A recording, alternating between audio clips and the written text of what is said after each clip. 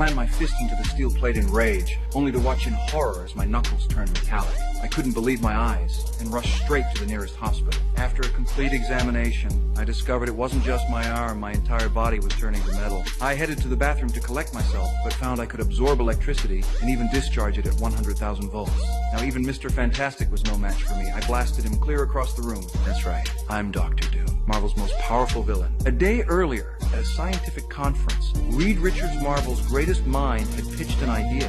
He discovered a mysterious cosmic cloud, and if we could collect samples, we could alter human DNA and cure every disease known to man. But he needed serious funding, so he came to me, his old college buddy. I knew Reed's capabilities, so I agreed on the spot. Our team boarded the space station, including Reed's ex-girlfriend Susan. After a quick briefing, the operator Ben opened the airlock. Halfway through the operation, Reed suddenly detected something wrong. He realized the cloud had arrived 7 hours early. He yelled for Ben to get back inside, but it was too late. The cloud was already on us. Even though Ben immediately jumped for the ship, the energy still caught him. Not just Ben and Reed, Susan got hit too. Thankfully, the ship held up against the assault, and we made it back to Earth safely. But things weren't looking good. The cosmic radiation had changed our bodies. Johnny was skiing way too fast when his body suddenly burst into flames.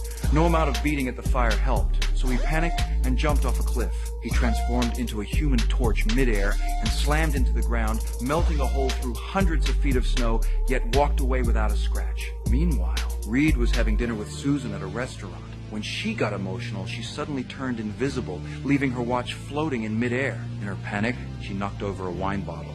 But Reed reacted instantly. His arm stretched out like a rubber band and caught it.